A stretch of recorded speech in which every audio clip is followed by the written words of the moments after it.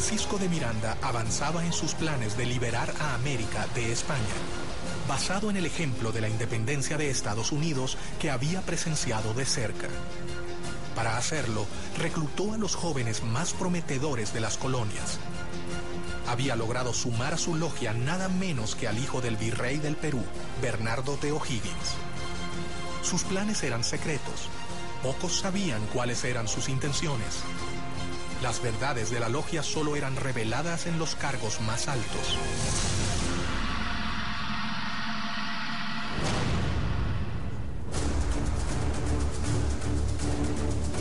Rápidamente, O'Higgins se convirtió en una persona de confianza del gran ideólogo de la independencia latinoamericana. En una de las tertulias que solían compartir, Bernardo le narró la historia del cacique Lautaro. Miranda, inspirado en su vida, bautizó así su logia. Se llamaban Lautaro en homenaje a un cacique de un pueblo originario de nombre Lautaro que había combatido y había muerto peleando contra el ejército español del rey. Entre los amigos de Miranda se encontraba su compatriota Juan Bolívar, el padre de Don Simón, a quien conocería en el primer viaje que éste realizó a Europa. Una relación compleja, no una relación fácil. Vamos a ubicarnos históricamente. Miranda nace en Caracas en 1750. Bolívar nace en Caracas en 1783. Cuando Bolívar está naciendo en Caracas, Miranda está en los Estados Unidos, concibiendo a sus 33 años toda la relación de conocimiento de la independencia de los Estados Unidos y proyectando su lucha independentista en América. De modo que la diferencia de 33 años es muy significativa para entender la relación entre estos dos gigantes de la independencia americana. Bolívar llegó a Cádiz en 1803 y rápidamente fue admitido en la sucursal de la Gran Logia Americana, la Sociedad de Caballeros Racionales. Mientras que sus seguidores comenzaban a prepararse en Europa, Miranda decidió intentar realizar la primera revolución. El objetivo sería su país natal, Venezuela. Se habla de un intento fallido, una intentona golpista incluso de Francisco de Miranda en Coro y en Ocumare. Esto es una historia muy interesante porque ahí hay un inicio de la independencia. Para ello, primero viajó a New York. En los Estados Unidos, él concibe una expedición con la cual invadir las costas venezolanas y él pensaba que desde allí se iba a incendiar la pradera, se iba a lograr que los pobladores lo vieran a él como un redentor, como un liberador y a partir de allí se iba a producir un estallido de independencia en Venezuela y en el continente. En febrero de 1806 partió rumbo a Venezuela con 3 barcos, uno de ellos llamado Leandro, por su hijo. La guerra había comenzado. Esos 3 barcos que él arma, antes que él termine de armarlo, ya la comunicación de Estados Unidos a España y de España a las colonias había llegado. Pero la primera expedición se frustraría antes de su inicio. Primero, desembarca en Ocumare de la Costa, 1806, y es repelido, es descubierto por los españoles y las embarcaciones en que él venía son cañoneadas. Pero ¿qué pasa con Miranda en el 58 Braston Way? Él regresa con su esposa, la madre de Leandro, Miranda, que después fue presidente del Banco Inglés en Venezuela años más tarde. Si eso le dice algo, bueno, yo lo dejo allí con esa interrogante. Y él logra huir en el Leander, logra huir y refugiarse en las Antillas, pero las otras 2 embarcaciones terminan siendo apresadas por los españoles e incluso son ahorcados la mayor parte de los que venían como tripulante y como guerreros en esas embarcaciones. Pero el hecho es que él sigue pensando en que el momento de la independencia de América ha de cuajar en algún momento. Y va a comenzar el periodo londinense en que Miranda concibe la lucha por la independencia desde Londres de otra manera. Lo primero que hace es fundar un periódico, El Colombiano. De modo que Miranda, además de un gran memorialista, Miranda se convierte en un pionero del periodismo también.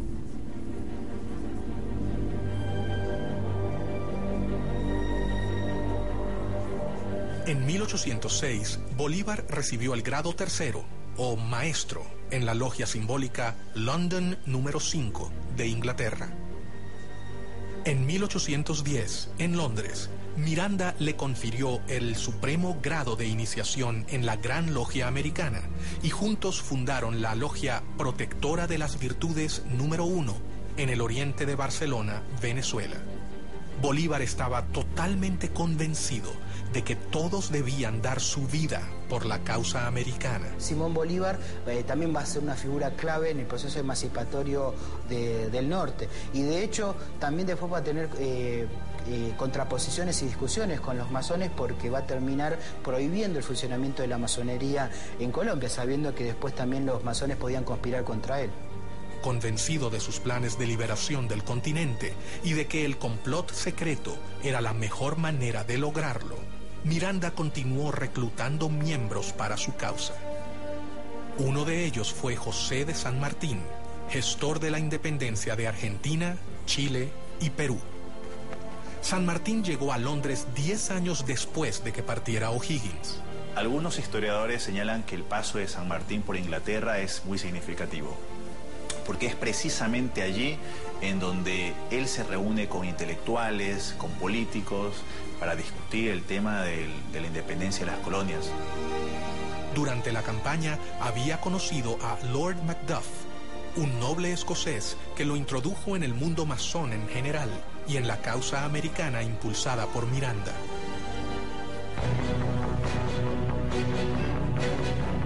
Fue allí donde San Martín hizo contacto por primera vez con círculos de liberales y revolucionarios que simpatizaban con la lucha por la independencia americana. Si San Martín fue un agente inglés, es una gran pregunta. A los pocos que han sostenido que es así, han tenido que ser, han sufrido la ira del dogma sanmartiniano. ¿Cómo poder decir semejante cosa? El centro de difusión y reclutamiento continuaba siendo Londres. Allí, según algunas fuentes, San Martín se reunió con sus compatriotas Alvear y Zapiola. ¿Por qué razón San Martín se incorpora a esta logia? Es otro de los grandes misterios. Se incorpora después de haber estado casi un año en los campamentos del ejército inglés en Portugal. ¿Cuánto sabía el reino inglés de lo que sucedía dentro de su territorio? La realidad es que tenemos que entender qué es lo que significa la palabra agente. Lo que queda claro a cualquiera que lee la correspondencia diplomática y los archivos ingleses es que San Martín era un anglófilo.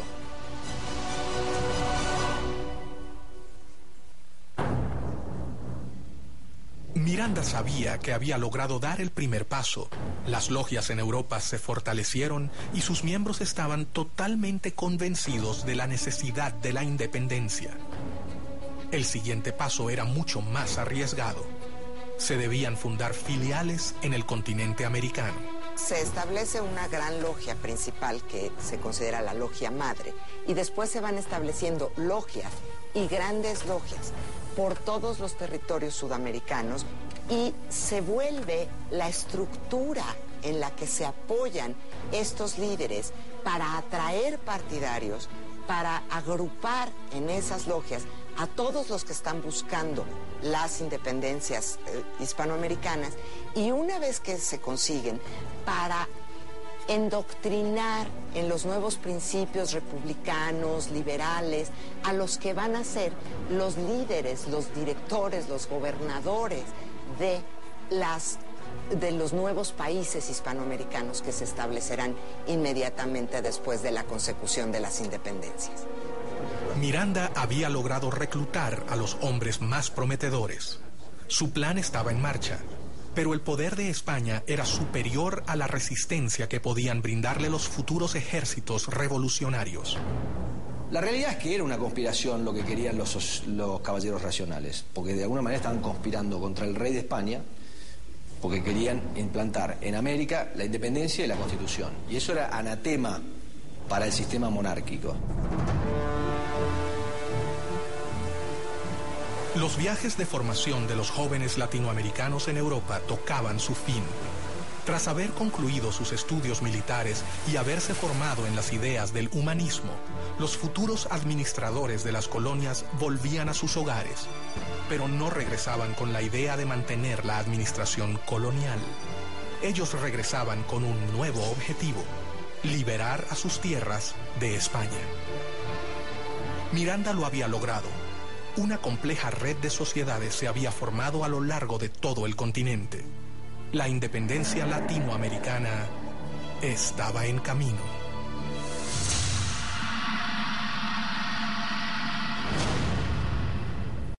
El conde de Aranda había allanado el terreno con la expulsión de los jesuitas. Pero el revés militar que había sufrido Miranda en Venezuela, cuando procuró desembarcar en Ocumare, demostraba que el ejército español iba a oponer resistencia y debía convertir esa experiencia en un mejor plan militar si no quería fracasar estrepitosamente.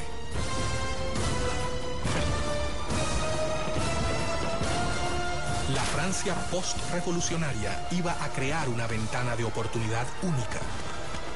¿Estarían Miranda, San Martín, Bolívar y O'Higgins a la altura del desafío?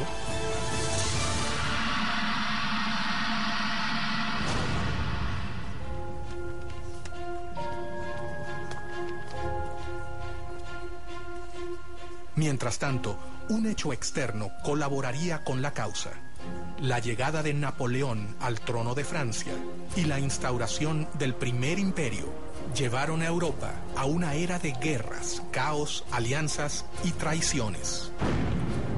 Y entonces Napoleón tiene que desarrollar estrategias para atraerse adeptos en España. Y una de esas estrategias es utilizar a la masonería como herramienta. Hasta el momento en que ellos iban conquistando una ciudad, iban conformando logias y iban dejando sus cuadros masónicos como una suerte de control de la sociedad civil. Las fuerzas napoleónicas contaron con una serie de victorias iniciales que llevaron a la abdicación del rey español en Bayona, Carlos IV, quien se vio obligado a renunciar en favor de su hijo Fernando VII. Napoleón crea su propia masonería, que es conocida como masonería bonapartista. Incluye ahí a todos los que son denominados afrancesados, que son los españoles que aceptan el gobierno bonapartista y que reconocen a Napoleón y a José Bonaparte. Pero al poco tiempo, Napoleón decidió reemplazar a los reyes borbones de su trono, por lo que hizo abdicar a Fernando VII en favor de José Bonaparte, el hermano del emperador francés. Napoleón se burlaba de los masones, decía que era un grupo de imbéciles que hacían ceremonias ridículas, pero la realidad es que todos sus hermanos eran masones. No solo eran masones, sino que José Bonaparte, su hermano mayor, que luego es rey de España, era el gran maestre del Gran Oriente de Francia, es decir, era el líder de la masonería francesa. Y Napoleón utiliza la masonería como herramienta política. Y dentro de esas logias intenta difundir una serie de principios que hacen aparecer a su imperio como un imperio muy liberal, defensor de los derechos del hombre, defensor de los derechos del ciudadano, pero al mismo tiempo pues no deja de ser un imperio. Mientras Europa vivía convulsionada, las logias masónicas entendían que era el momento de actuar.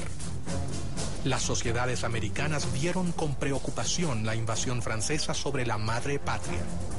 Entonces es en 1808 cuando se rompe la legitimidad y cuando la posibilidad de las independencias se presenta, porque el monarca que está ahí no es el monarca legítimo, no es el monarca reconocido. Miranda instó a sus hombres. El momento había llegado. De modo que en esos azares estaba Miranda en el medio. Miranda con su interés colocado en la independencia de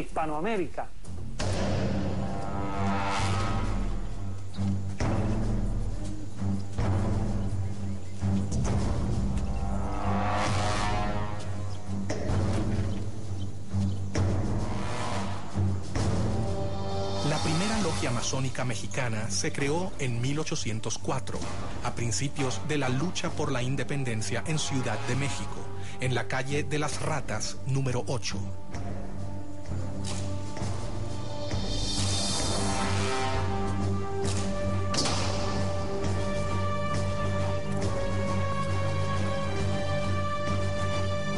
Una masonería muy poderosa, muy extendida, que produjo una enorme influencia en toda la política de México y del resto de América Central hasta la actualidad.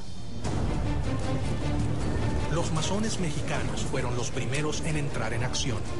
En 1810, Querétaro era el principal centro de la conspiración para llevar a cabo la independencia política del país.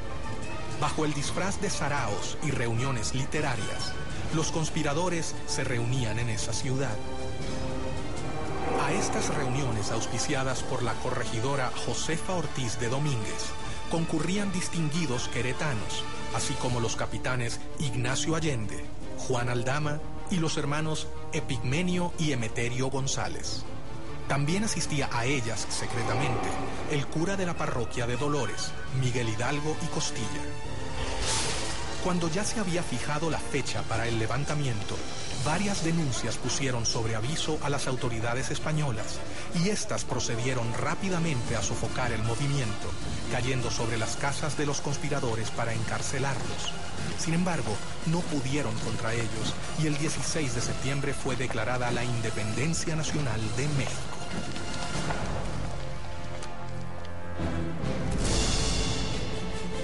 Bolívar y Miranda se reunieron en Londres, dispuestos a no posponer más sus planes independentistas. De hecho, el joven Bolívar toma la iniciativa, no autorizada por la Junta de Caracas, de invitar a Miranda a volver a Caracas. Bolívar partió de Londres rumbo a La Guaira, donde llegó en diciembre de 1810. Pocos días después, también llegó a La Guaira Francisco de Miranda. Cuando Bolívar retorna a Caracas, Miranda, por discreción, toma una embarcación una semana después. Y Miranda llega a finales del año 1810 a Caracas, una semana después que Bolívar ha llegado. Miranda volvió a Venezuela a instancias de Bolívar, que había comenzado las guerras por la independencia. Los acontecimientos se precipitan en Caracas. El 5 de julio de 1811, el Congreso de Venezuela se firma el acta de la independencia, se declara entonces formalmente lo que ya casi venía desde el año anterior y se firma la independencia de Venezuela. Para ese acto de la independencia, Miranda es diputado y firma el acta de la independencia.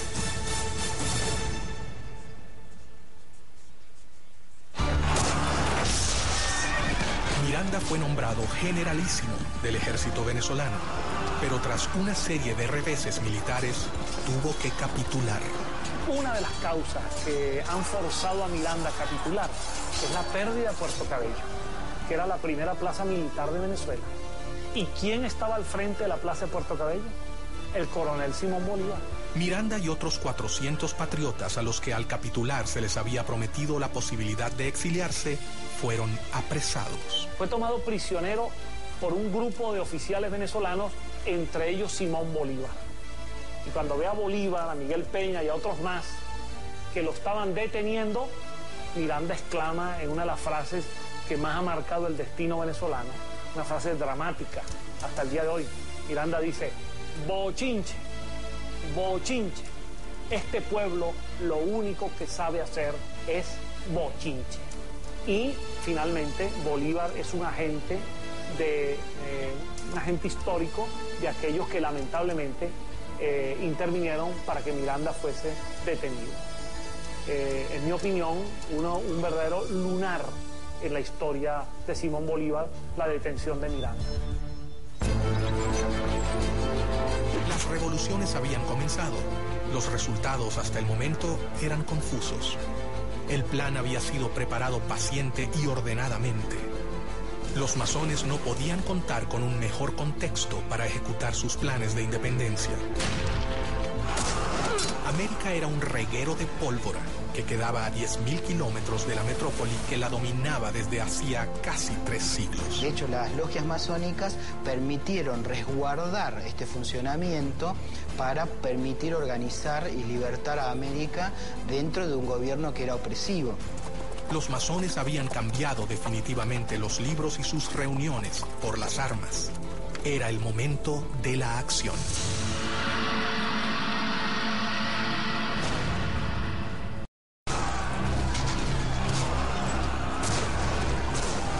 Con el poder de la monarquía española debilitado por la invasión napoleónica, el plan de liberación avanzaba en un caos metódico.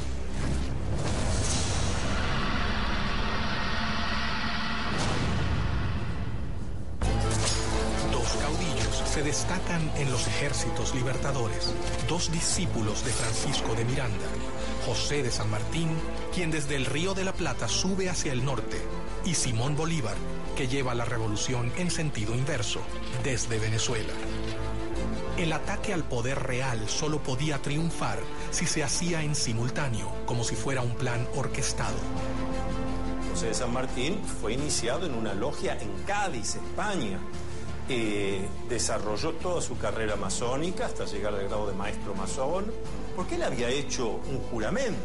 Como militar, él había jurado defender al rey de España y a lo que el rey de España dispusiera.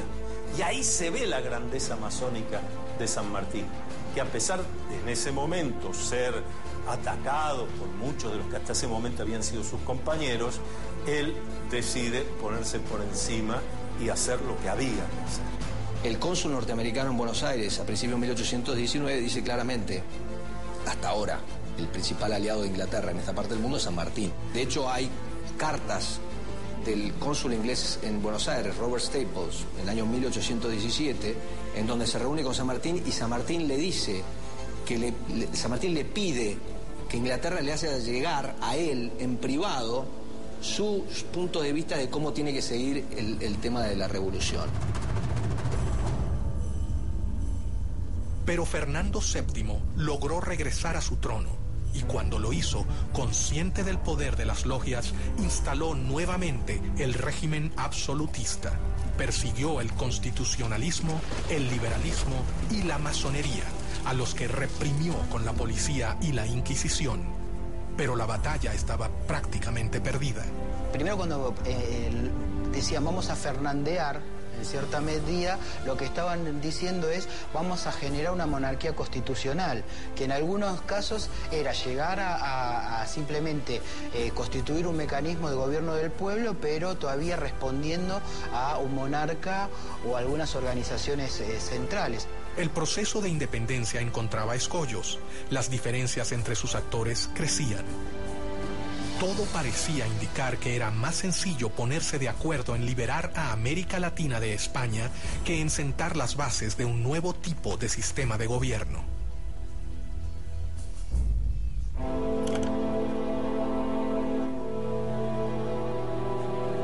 Mientras sus hombres cumplían un sueño de más de 100 años de espera, Miranda fue trasladado a España y murió en una cárcel antes de que la emancipación finalizase.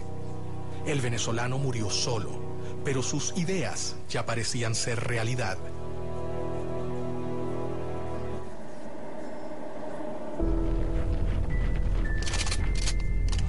Los conflictos en Europa y España ocurrían tal y como lo había previsto Pedro Pablo, conde de Aranda, cuando sostuvo ante el rey Carlos III: jamás han podido conservarse por mucho tiempo posesiones tan vastas colocadas a tan gran distancia de la metrópoli. Sin embargo, no se transformaban en reinos leales al imperio español. Todas estas diferencias marcan en cierta medida también algunos posicionamientos de intereses que tenían cada uno de los grupos, tanto regionales como de las alianzas estratégicas a nivel internacional que tienen cada uno de ellos. Los masones siguieron sus planes. Cientos de miles de hombres de todo el continente han abrazado su causa. Sin embargo, un hecho dejaría abierta para siempre una pregunta que jamás ha podido ser respondida. El 26 de julio de 1822, en medio de las batallas, los dos generales, Bolívar y San Martín, realizaron una reunión a solas en la ciudad de Guayaquil. Era evidente, era necesario que se reuniesen los dos grandes libertadores, Bolívar y San Martín, que hasta ese momento no se conocían personalmente. Este va a ser su primer y único encuentro en 1822. Ellos conversaron y esas palabras que nadie jamás supo cambiarán la historia del continente. ¿Qué ha pasado ahí? ¿Qué ocurrió? Se ha especulado mucho, pero no lo sabemos. Pero no lo sabemos precisamente porque como buenos masones conocían todos los secretos y algo los lleva a tomar esas decisiones. Bajo una de las versiones más popularizadas, por ejemplo, en la Argentina, la influencia inglesa fue bastante nefasta y de alguna manera impidió que San Martín terminara su tarea liberadora y que de alguna manera lo forzó a retirarse de América en su entrevista con Bolívar. Tras conversar a solas, los hombres se despidieron. Pero al salir, la realidad había cambiado. Bolívar finalizaría la gesta independentista. San Martín se retiraría a Europa. Yo no sé si San Martín era un agente inglés. Lo que sí sé es que San Martín era un hombre que tenía convicciones políticas muy conservadoras que era conveniente para Inglaterra. ¿Tuvo algo que ver Inglaterra en esta reunión? El hecho es que los historiadores, algunos historiadores, han registrado que el propio saludo que se dan San Martín y Bolívar al conocerse en Guayaquil es un saludo típicamente masónico.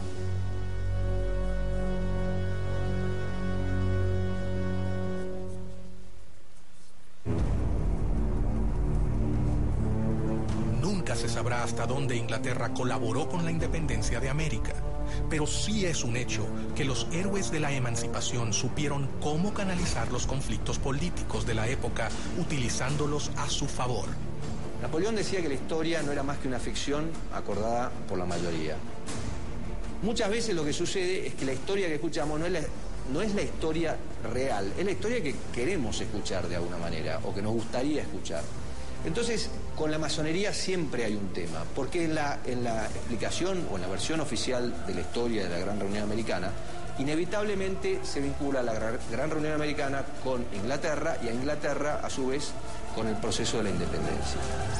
El plan de Trelawney, la recomendación del conde de Aranda y el sueño de Miranda lograba ser concretado por estos jóvenes que cumplieron con sus promesas hasta el final: liberar al continente americano. Yo te puedo decir que la independencia de toda América, América del Norte, América Central y América del Sur, es el resultado del trabajo de los masones en sus logias y de un plan masónico universal.